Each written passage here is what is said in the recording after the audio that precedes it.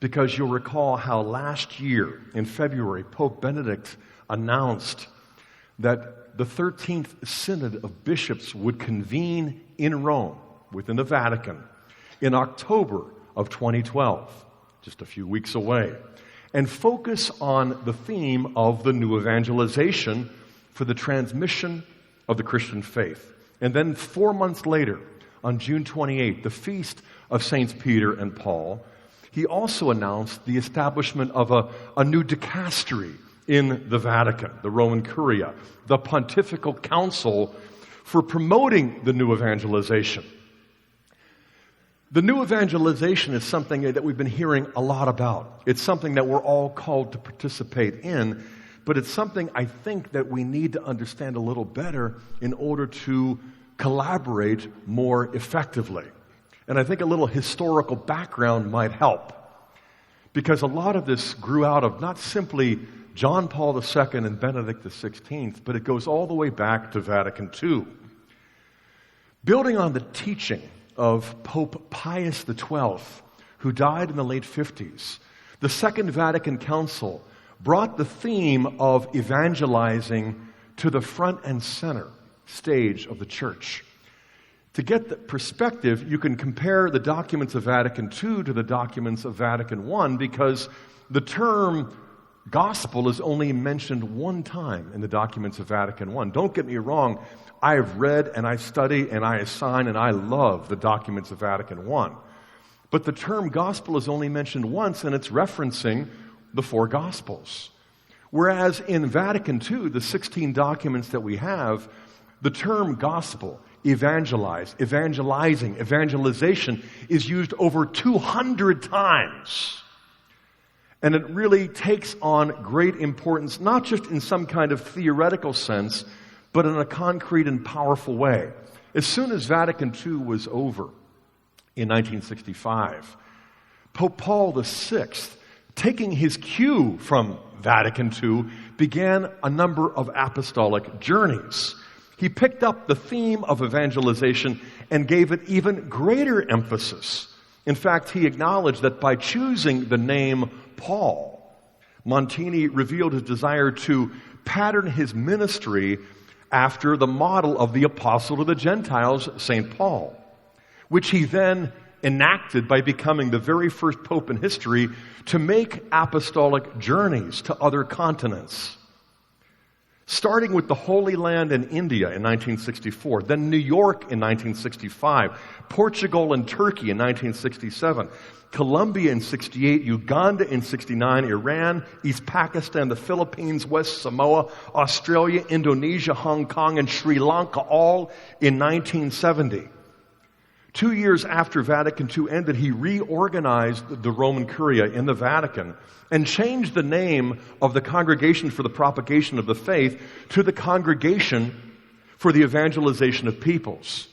And then in 1974, soon after convening a council of the bishops around the world to focus on the theme of evangelization, he published this document, Evangelii Nunciandi, on evangelization in the modern world, where he defined the most proper duty of Catholics in general and for the whole church was to evangelize the world. Listen to this statement, quote, "Evangelization is in fact the grace and vocation proper to the church, her deepest identity. She exists in order to evangelize, to be the channel of the gift of grace, to reconcile sinners with God, and to perpetuate Christ's sacrifice in the Mass, which is the memorial of his death and glorious resurrection," close quote. Notice how the Pope not only emphasized the centrality of evangelization, but he linked it directly to the celebration of the Holy Eucharist, the memorial of Christ's death and glorious resurrection. Because the Eucharistic sacrifice is the heart of the Catholic gospel. And it's going to be the key that unlocks the power of Catholic evangelization. And that's what I'd like to focus on. But before I do, I want to kind of go back and just emphasize what a unique place we find ourselves in history. After Vatican II had emphasized evangelization more than all of the previous ecumenical councils in the history of the church. And then Pope Paul VI traveled more than all of his predecessors had done combined. And then, of course, he was quickly eclipsed by Blessed John Paul II, who took more than 100 apostolic journeys to all the inhabited continents and put in over 1 million miles. So much more than his predecessor, who had been traveling and preaching and evangelizing more than all of the ones who came before. Sometimes you're too close to something to really appreciate it.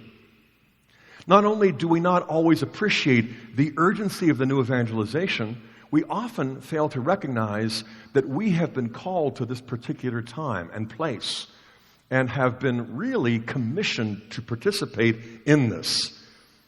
The first time John Paul ever used the phrase the new evangelization, because he was the one who coined the phrase, paraphrasing what Pope Paul VI had said before him.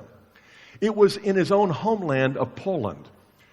Less than 1 year after becoming Pope, he went back to Nowa Huta, which was this Marxist experiment in the perfect industrial town which had collapsed.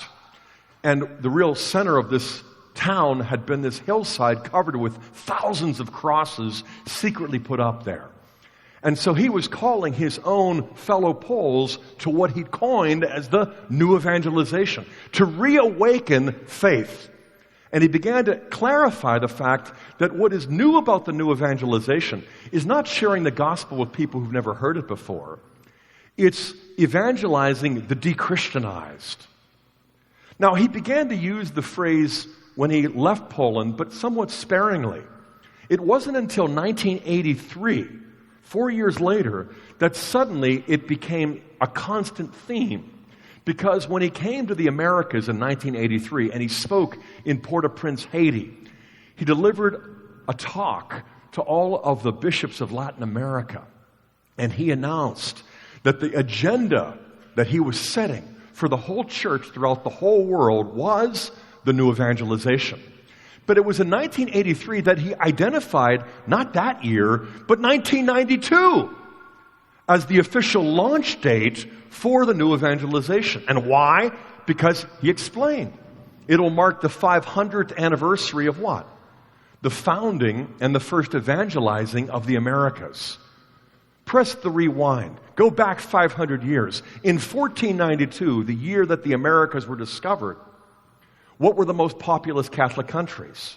Spain, Italy, France. Fast forward 5 centuries, and now what are the 3 most populous Catholic countries? Brazil, Mexico, and the U.S. Countries that didn't even exist 500 years before are now the most populous Catholic countries with the population of Catholics. At the same time, they face the crisis of a radical de-Christianization, of secularization. And so he said 1992 will mark the launch of the new evangelization. And then he went on to explain how the 90s would be the Advent season of the new evangelization. I didn't really appreciate what he was talking about at the time.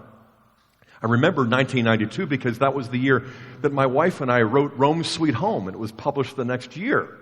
And so I was kind of excited to feel like I was participating in this evangelization. But I thought of it as a kind of short-term policy, an interim strategy. You know, that in the 90s leading up to the new millennium, this was what he really wanted to do to get everybody ready. Years later, I went back and I reread what he said. And I realized, wait a second. If the 90s represents the Advent season of the new evangelization, this is not a short-term policy. What's the analogy? What the Advent season is to the rest of the liturgical year, the decade of the 90s would be to the whole program of the new evangelization. This was obviously intended to be a long-term strategy from the very outset. And this is why it isn't John Paul's program suddenly, Pope Benedict is sort of trying to jump the battery and restart or reinvigorate something that was sort of, forgotten. No, it's Pope Benedict recognizing that his beloved predecessor set into motion something that is going to take probably the rest of our century and all of our energies.